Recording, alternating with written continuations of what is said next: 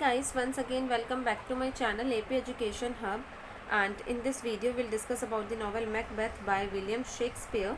And guys, in this video we'll discuss about the summary of Macbeth in Hindi.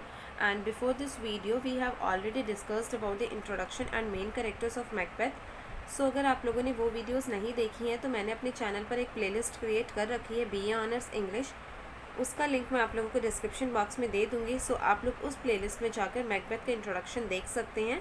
So in this video will discuss about the summary in Hindi. So without any delay let discuss about the summary. So guys, this play opens amidst thunder and lightning. Guys देखो, जो Macbeth novel है जब start होती है तो lightning हो रही होती है, मतलब आसमान में बिजली कड़क रही होती है, तूफान सा आ रहा होता है।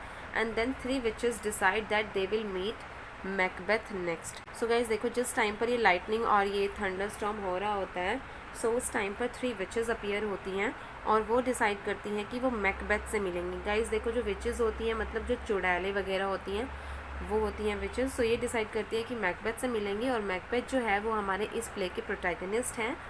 सो then a wounded sergeant reports King Duncan that Macbeth and Banquo have just defeated the allied forces of Norway and Ireland and Macbeth is praised for his bravery.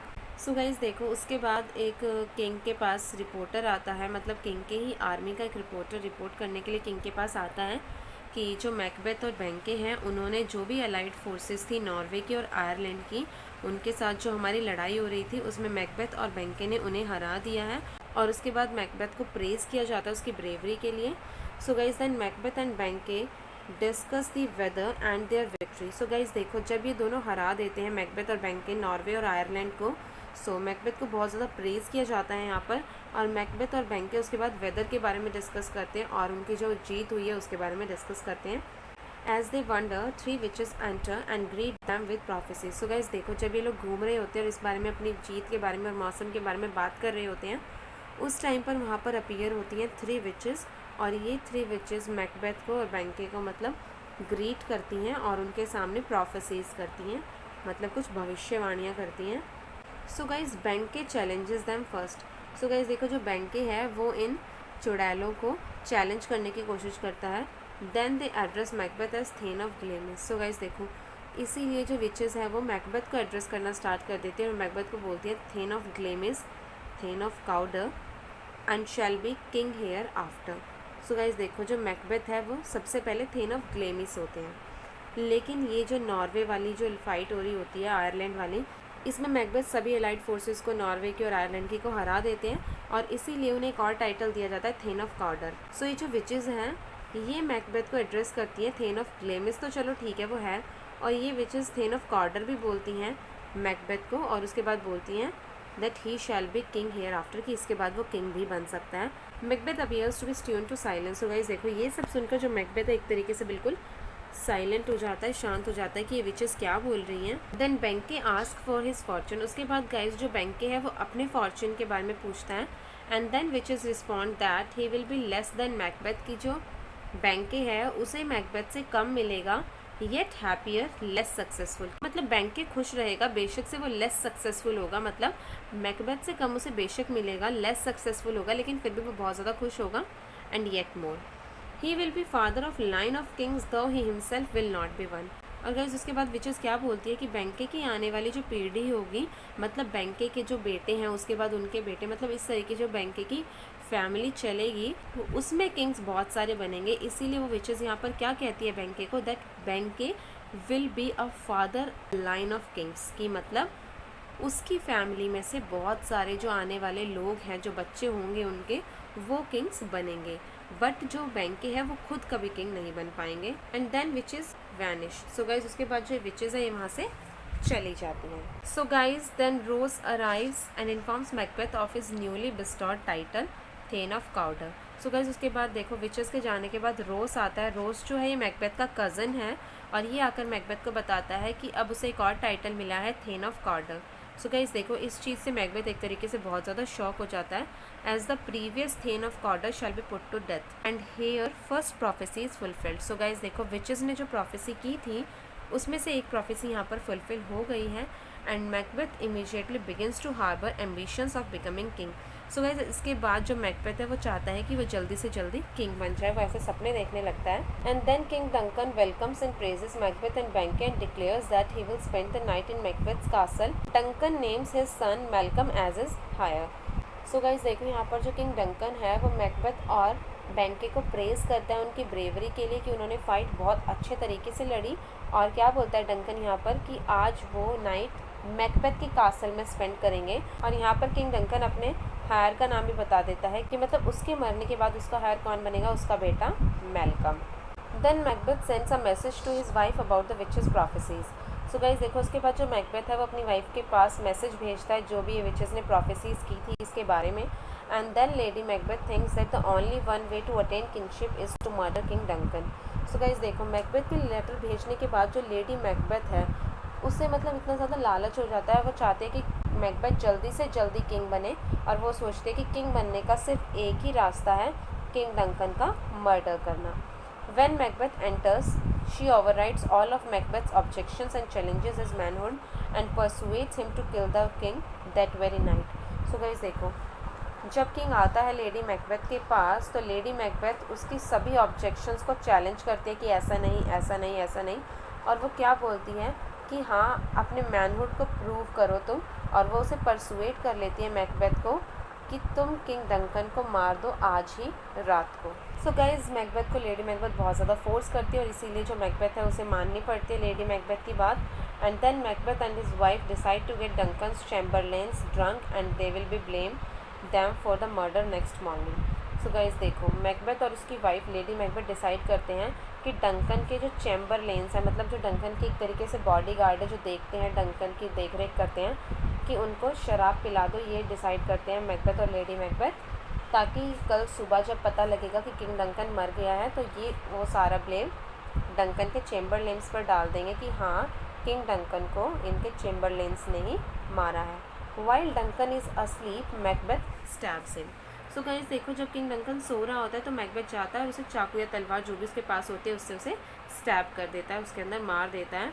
And next morning Lennox, a Scottish nobleman, and Macduff Thane of Fife arrive and Porter opens the gate.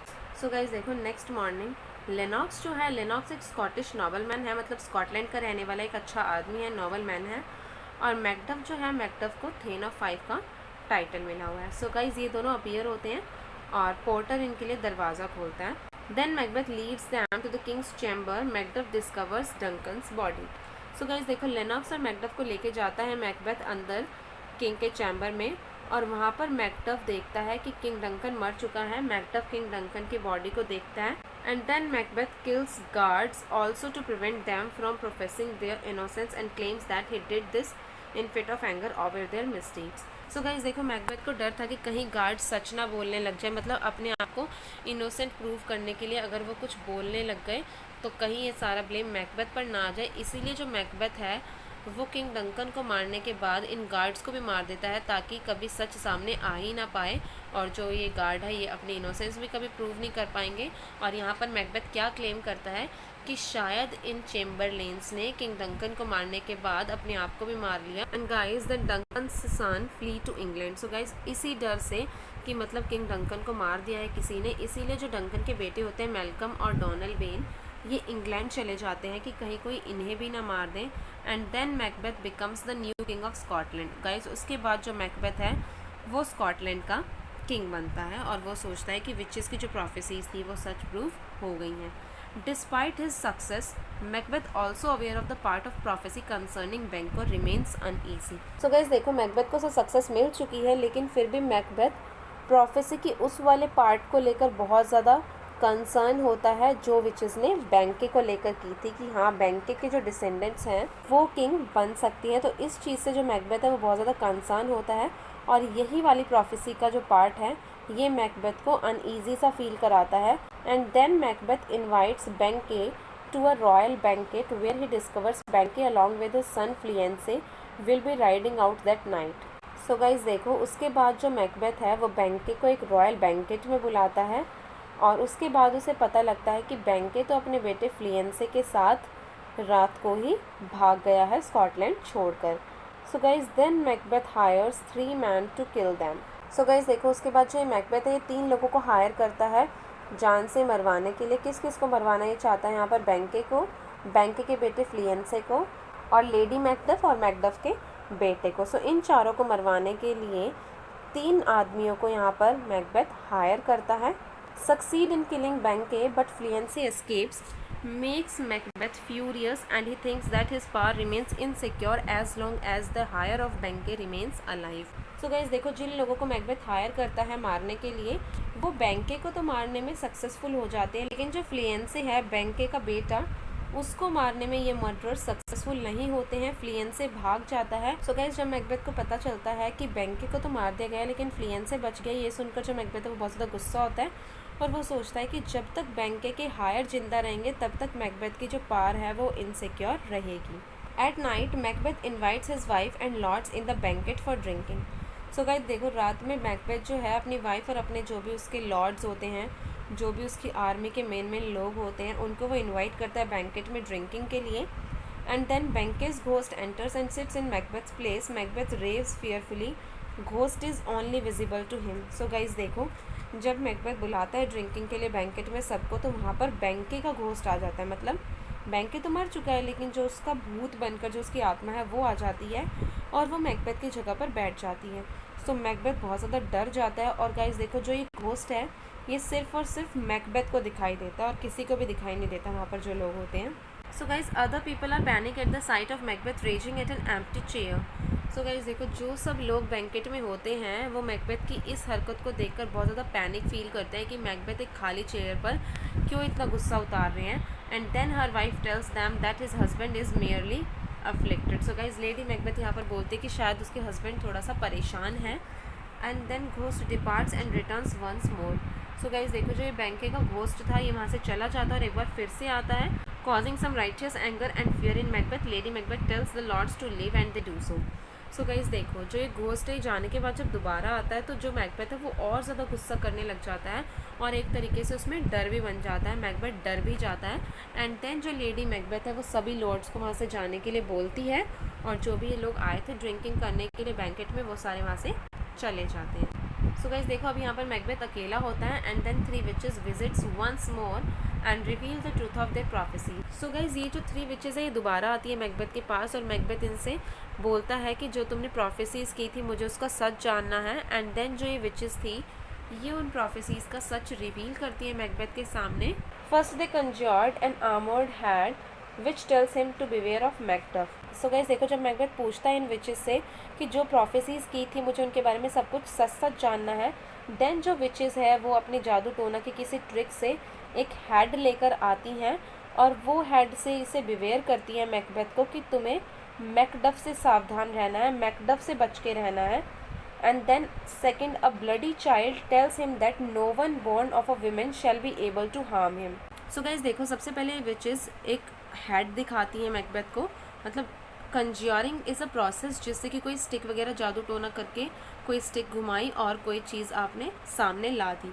सो उस तरीके से ये witches एक head लेकर आती हैं सामने और मैकबेथ को बोलती हैं कि बिवेयर ऑफ मैकडफ, मैकडफ से सावधान रहो। देन एक ब्लडी चाइल्ड मतलब एक छोटा बच्चा पूरा ब्लड में हो रखा होता है उससे कंज्योर करती हैं और बताती हैं कि तुम्हें उस इंसान से सावधान रहना है जो कि एक विमेन से पैदा नहीं हुआ हो, क्योंकि ऐसा इंसान जो विमेन से पैदा ना हुआ हो वो तुम्हें हार्म पहुंचा सकता है।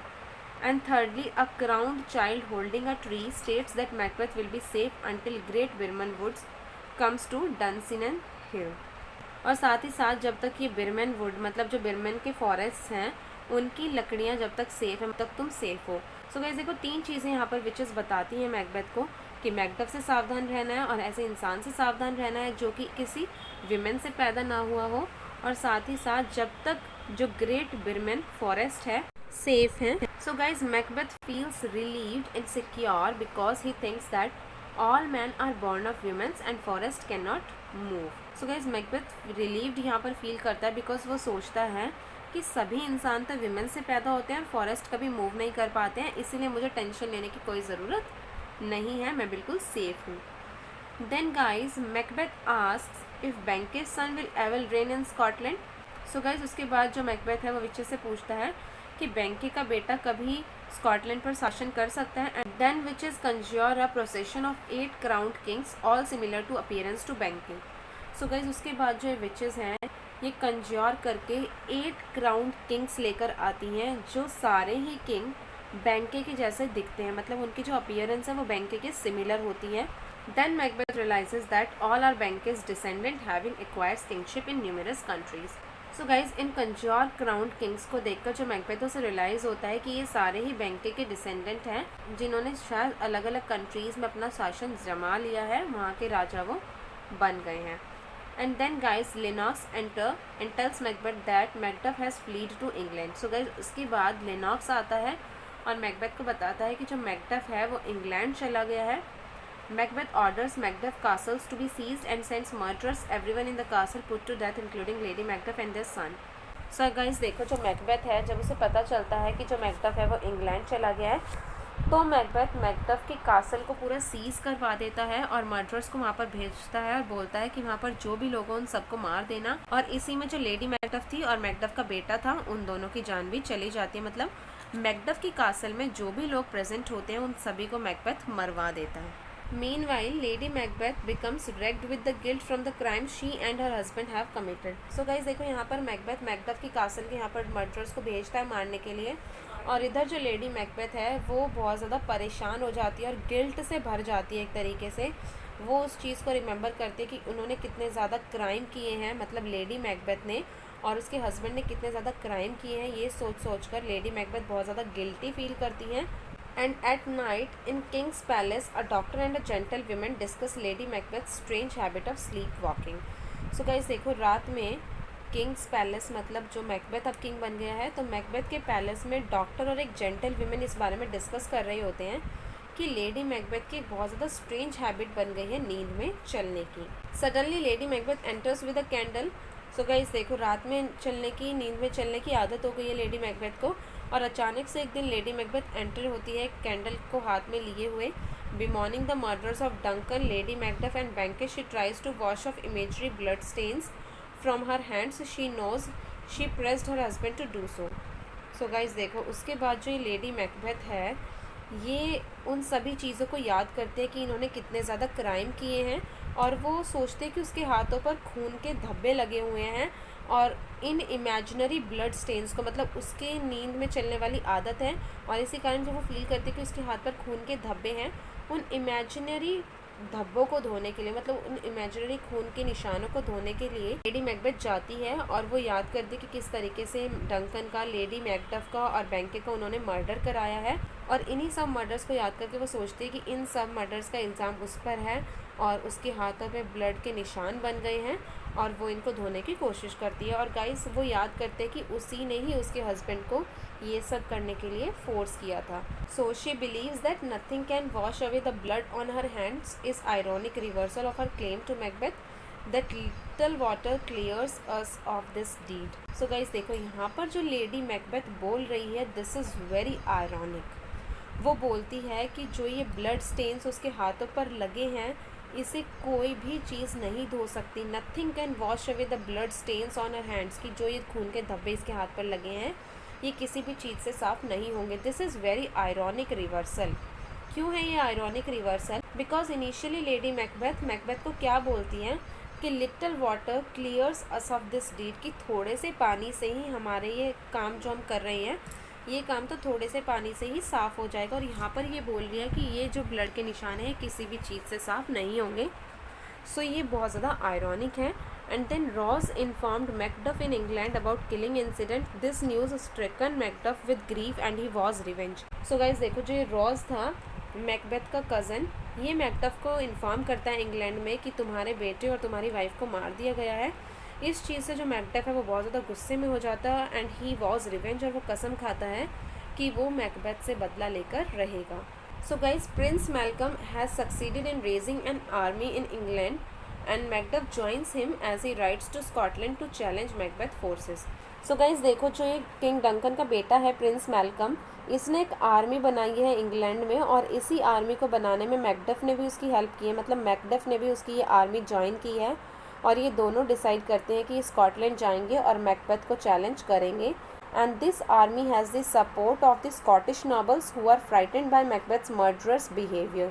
So guys देखो जो ये आर्मी बनाई है मैल्कम ने, इस आर्मी को स्कॉटिश नॉबल मतलब जो स्कॉटलैंड के लोग थे उसका सपोर्ट भी मिलता है, बिकॉज वो लोग मैकबेथ के इस मर्डरस बिहेवियर से बहुत ज़्यादा परेशान हो चुके हैं.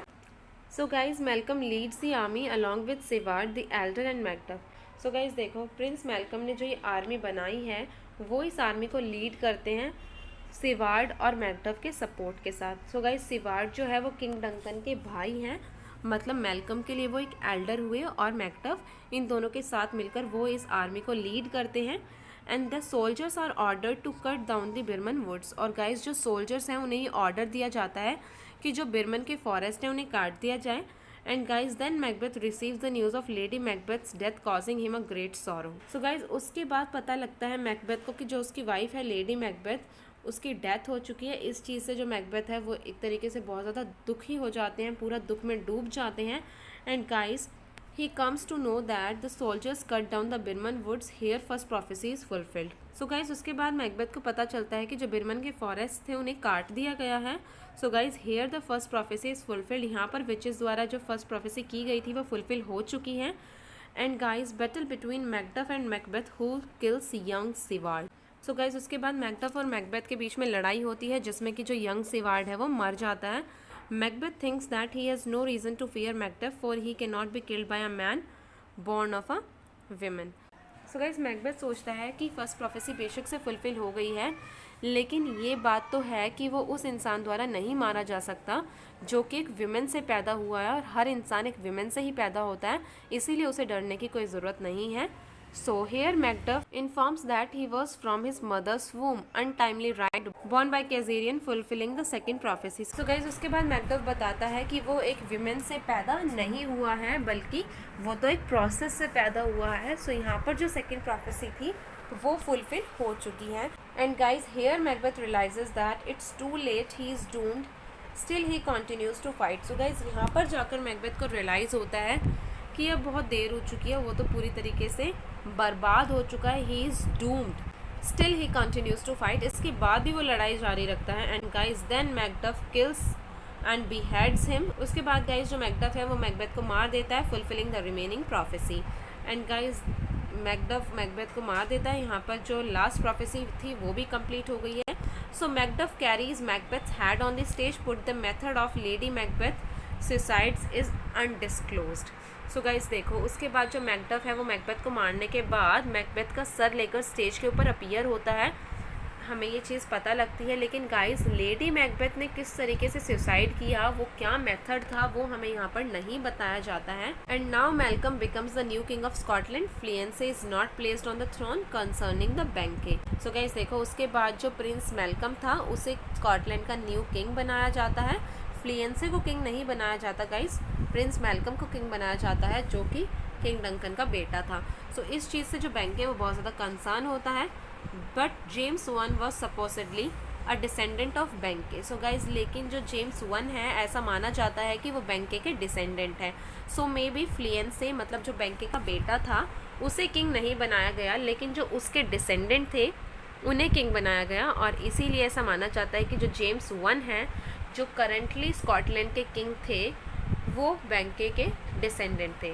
सो गाइस जो ये प्ले है मैकबेथ, ये इस तरीके से यहाँ पर एंड हो जाता है कि मैकबेथ और लेडी मैकबेथ जो क्राइम करते हैं उनकी सजा उन्हें मिलती है, और लास्ट में जाकर जो किंग डंकन के बेटे हैं प्रिंस मैल्कम वो किंग बन जाते हैं. सो गाइज आई होप आप लोगों को ये नॉवल मैकबेथ अच्छे से क्लियर हो गई होगी. और अगर आप लोग चाहते हैं कि हम एक्ट वाइज सीन वाइज इसकी भी समरी और एनालिसिस डिस्कस करें जैसे हमने 12th नाइट की थी, then let me know in the comment box. मैं उसको भी आप लोगों के साथ शेयर करूँगी अगर आप लोग चाहेंगे तो.